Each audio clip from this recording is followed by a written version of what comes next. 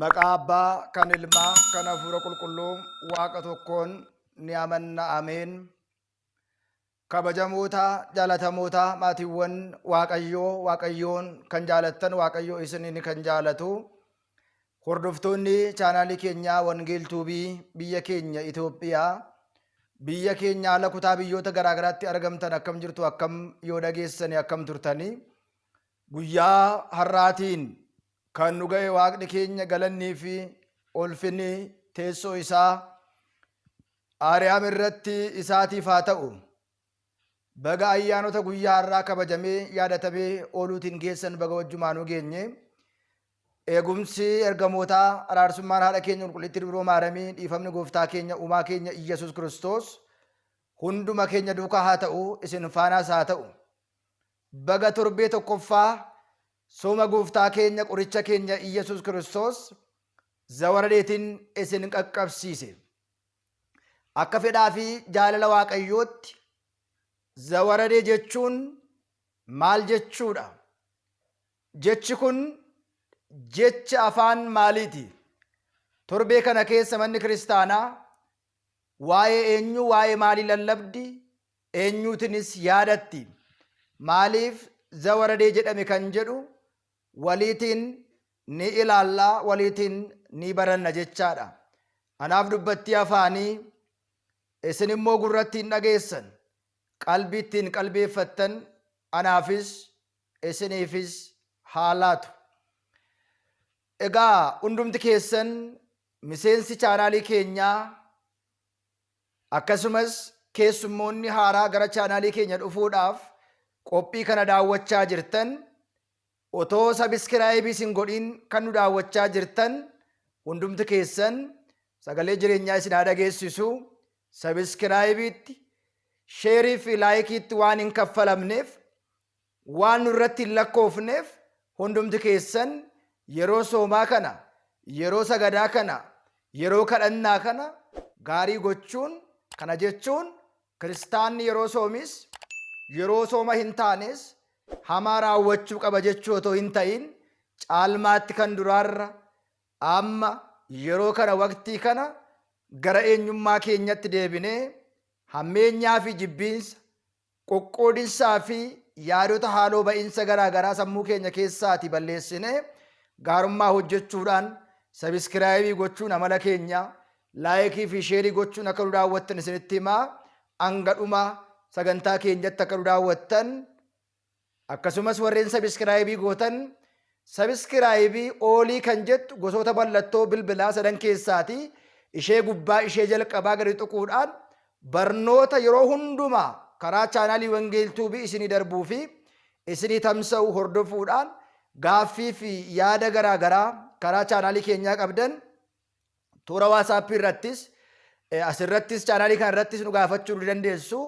Waaqayyo hunda keenya duukaa haa ta'u, Waaqayyoon nu haa barsiisu. Egaa torbeen tokkoffaa sooma gooftaa keenya qoricha keenya Iyyasuus Kiristoos zawaradee jedhameetu beekama. Zawaradee jechuun maal jechuudha? Zawaradee keessatti immoo maal baranna, waa'ee maalii baranna kan jedhu waliitiin ni ilaalla. Egaa maatiiwwan Waaqayyoon ni bu'e yookiin immoo torbee bu'uu isaa jechuudha. Maaliif Waaqayyoon samii irraatii bu'e? Samii irraatii bu'uudhaan qulqulleetti dubroo Maaramiin garaa ishii irraatii, foon ishee irraa foon, lubbuu ishee irraa lubbuu fudhatee dhalachuu isaa torbee itti barannudha. Jalqaba irratti gooftaan keenya, qorichi keenya Iyyasuus Kiristoos sooma kana, sagada kana, hojiiwwan har'a fakkeenya guddaaf nuuf ta'an ergaa Phexros isa duraa boqonnaa 2 lakkoofsa 21 kaasine gaafa ilaallu kan waamamtaniif isa kanaatiif, Kiristoosiif immoo hordoffii isaa akka taasistaniidhaaf fakkeenya guddaa isiniitiif dhiiseeraa jedha. seenaan nama kamiiyyuu kan eegalu garaatti afuu ulfa irraa kaasee hanga sadarkaa guddinaa fi jireenya isaa keessatti seenaa inni hojjetee fi seenaa inni raawwate kan itti himamudha jechuudha. Kanaaf egaa gooftaan keenya soomuu isaatiin dura, sooma nu barsiisuun dura, kadhannaa nu barsiisuun dura gadaama Qorontos deemee halkan 40 guyyaa 40 soomuudhaan dura samii irraatii bu'uun dirqama ta'e. Inni kunis immoo Addaam abbaan keenya balleessaa inni raawwateetiin, gochaa inni taasiseetiin samii irraatii bu'eetan mucaa kee irraa dhaladheetan waggaa 5,500tti si fayyisa waadaa jedhe sana Waaqayyoon raawwachuudhaaf samii irraatii bu'e jechaadha.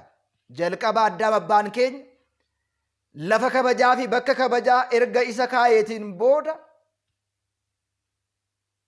Eden gannatitti isa uume waan isa barbaachisu hundumaa erga isa kaa'een booda yeroo jalqabaatiif gosoota baala mukaa keessaa Ixa balas kan jedhamtu gannat keessa kan turan gosoota biqilootaa Ixa balas jedhamtu fi Ixa hiyoot jedhamtu Waaqayyoon bakka tokkotti iddoo tokkotti uumee ture jedha. Mukoonni kun garaagartummaa qabaachuu haa baatan iyyuu malee, walirraa fagaachuu haa baatan iyyuu malee, Ixa balas isaaniif nyaata akka hin taane, Ixa hiyoot immoo jireenya isaanii keessatti akka itti fayyadamaniif, akka isaan nyaataniif Waaqayyo uumeera. Mukeen Eden gannat kana keessatti argaman hunduma isaanii nyaadhaa. Hunduma bitaa, hunduma irratti aangoo qabaadhaa. Garuu muka ishee kana Ixa balasiitiin hin nyaatinaa. Maatiiwwan Waaqayyoo soomuun yoomii qabeetu eegale jennee yoo gaafatamne bara Addaam uumame jalqaba ganama uumamuu ilmaan namaa wajjiniitiin seerri gannatitti eegalee jechuudha. Kana jechuun soomaa, sagadaa, kadhadhaa jechuun kan eegale abboommii, ajaja gooftaa keenya, qoricha keenya Iyyasuus Kiristoosidha. Kanaatiin wal qabatee gosoota nyaataallee gosoota nyaataa nyaataman, gosoota nyaataa immoo hin nyaatamne, waan nyaatamuu maluuf gosoota mukeenii, beelladootaa, bineensota caakkaa fi beellada manaa warra nyaataman, warra hin nyaatamne jedhee Waaqayyoon isaan kanallee adda adda qoodee nuu kaa'ee jira. Akka aadaa keenyaatti wantoonni nyaataman jiru, wantoonni hin nyaatamnes hin jiru.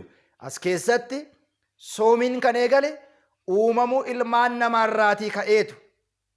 Kan nyaannu ni jira, kan soomnu ni jira, kan nyaannu ni jira, kan dhiisnu ni jira. Sanaatiin booda Addaamii fi Hewaan waggaa 7 qofa Eden gannat lafa kabajaa dhama'uun hin jirretti, bu'aa ba'iin hin jirretti, xaaruun hin jirretti isaanii erga uumeen booda Waaqayyoon waan isaanii barbaachisu seeraatiin heeraatiin qopheessee kenneeraafi.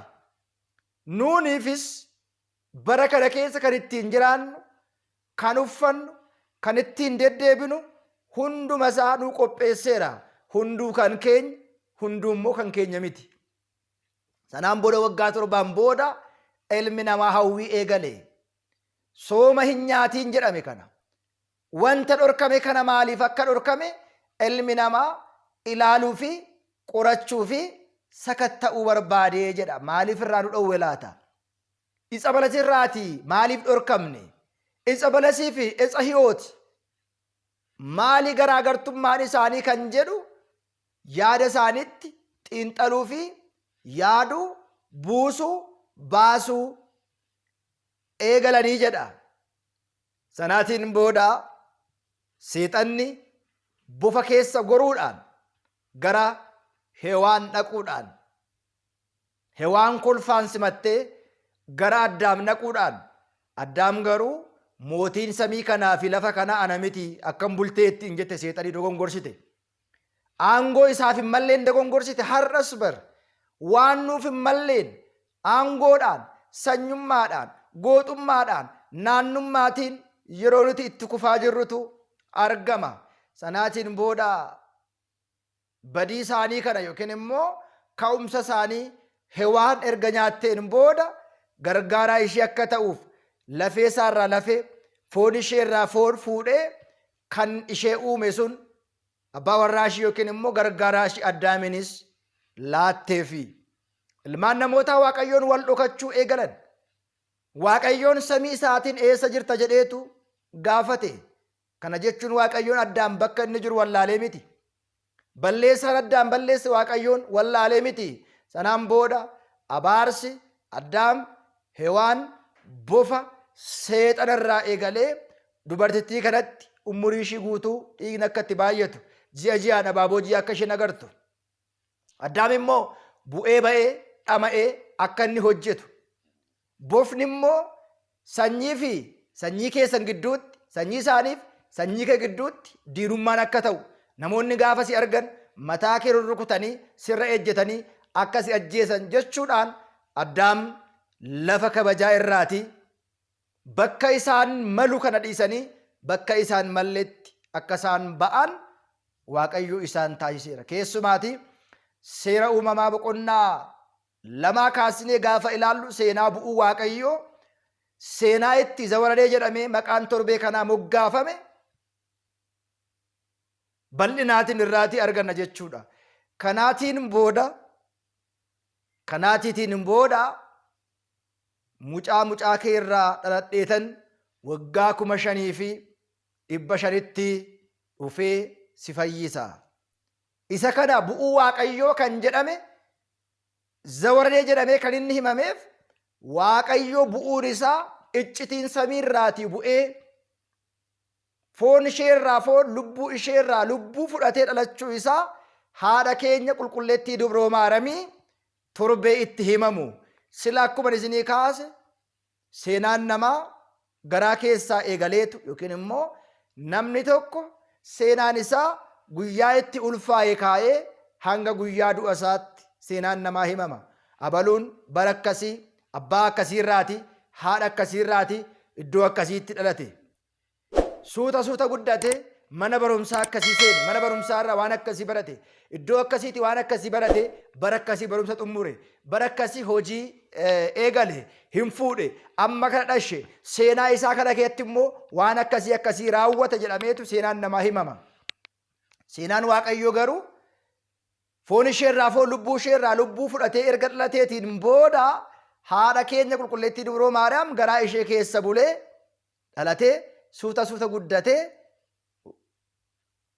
amma umriin isaa waggaa 30tti barsiisaa 30tti cuuphamee sanaan booda waggaa 33 ji'a ja'a biyya lafaa kee deddeebi'ee cuuphamee fannifamee du'a mo'ee ka'e. Kanaaf sababa Addaamiitiin nyaadhaa kan isaaniin jedhame dhiisanii isaaniitiif kan hin eeyyamamne nyaachuu isaaniitiin ilmi Waaqayyoo samiirraatii bu'e. Tokkoffaa Yohaannis boqonnaa 3 irratti akkuma ilaallu lakkoofsa 9 irratti hojii daabiloosiitiin shira daabiloosiitiin diiguudhaaf ilmi Waaqayyoo dhalatee jedha. Ilmi Waaqayyoo kan inni foon uffateef, ilmi Waaqayyoo kan inni samiirraatii bu'eef, ilmi Waaqayyoo kan inni foon keenya uffateedhaaf ilma namaa abboommii isaa ajaja isaa eeguu dide sana badii isaa sana dhiifama gochuudhaaf ilmi Waaqayyoo dhalatee jira. Zawaradee jechuun bu'uu ilma Waaqayyoo samiirraatii Waaqayyoo bu'ee foon keenyarraa foon lubbuu keenyarraa lubbuu fudhatee dhalatee suuta guddatee barsiisee waggaa 33tti laga Yordaanos cuuphamee fannoo irra oolee du'a mo'ee ka'ee guyyaa 50ffaatti hafuura qulqulluu isaanii ergee kan isaan jabeessu duuka bu'ootaatiif ergee gara samiitti ol deebi'uusaa walumaa gala badii keenyaaf jecha yakka keenyaaf jecha waan nuuf hin malu dhiisne waan nuuf hin malle barbaaduu keenyatti Waaqayyoon samiirraatii bu'ee zawaradee jedhamee kan inni himamuuf kan inni dubbatamuuf isa kanaatiif guddaadhaa galatoomaa. Torbee dhuftu immoo qiddisti jedhameetu himama. qiddisti yookiin immoo qulqulleetti jechuun maal jechuudha? Isin nu hordofaa, waliif dabarsaa, waliif sheer godhaa. Warreen immoo otoo sabiskiraayibii hin godhin alaanis dhaggeeffattan sabiskiraayibii godhaa ittiin kaffalamu. Egaa gaarummaan gatii ta'ee samii irratti nuuf kaffalama. Hojiin biyya lafaa irratti hojjennu samii irratti gatii ta'eetu nuuf lakkaa'ama. Kan nu barsiise, kan nu gorse, bu'uu Waaqayyoo, torbee bu'uu Waaqayyoo keenya kana baranne irraa torbeetti aantu immoo waan biraa qiddisti kan jedhamu torbeen lammaffaa qiddisti jedhama. Maaliif kana jedhe? Walii galasaa torbee kana keessa Zawaradee, ቅድስት፣ ምኩራብ፣ መጻጉዕ፣ ደብረ ዘይት፣ ገብረኄር፣ ሆሳዕና፣ ቶርቤ፣ dhukkubbii fi du'aa ka'umsaa jennee guyyaa 55 kana keessatti barumsa bal'aa waliitiin barannaa. Maaliif guyyaa 55 ta'e?